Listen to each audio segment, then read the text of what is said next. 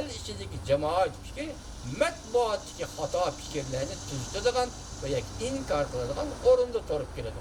Jamoat fikri mana shunday ikki xil bo'ladi. Bugun Shangani nazar qilib 4 million odam namoyish chiqdi. Bugun Shangang ma'muriyat hukumati nim dedi, mag'lub bo'ldim dedi. Chunki bankning ismi chiqdi. Jiddiy qilamiz dedi Xitoycha. Kisilib turib bankadagi pulimizni tortib chiqamiz, elib chiqamiz dedi.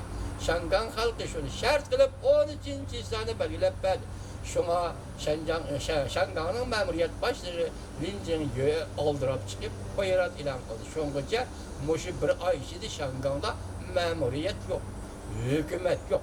Gongchendang bu yerda butunlay kontrollikni tizginlashni yo'qotdi degan gap. Tushundingizmi? Mübarek olsun Cumhuriyet Partiyası deyman. Mushu kunlarni 70 yil yashab mushu dunyoda arzu qilib kelgan kunlar emas. Bugun sizlarni tabriklaymiz deb mübarek olsun Cumhuriyet Partiyasi. Sizlarning davlat bayramini, partiya qurilgan bayramlarning orqasiga bu Alay shahrini 7-oyning 1-kuni.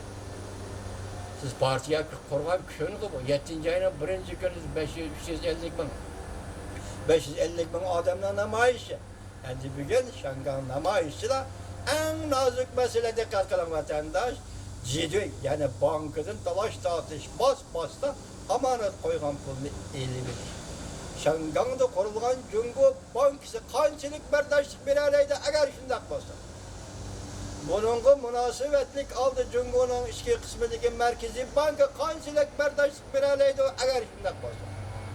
Yekende bir haberde hazır Cumhur'da 50% adamdan bankada koygan $1 pulu ya ki $1 pulu yokken 50% Cumhur'luk bankada $1 ya ki $1 mı amanet koyulmaydı.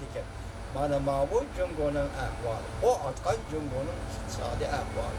Şununla münasip aldı kilovatkan siyasi ahvalı gördünüz. Ben başta ettim. Bugün 3 mesele Şangang meselesi.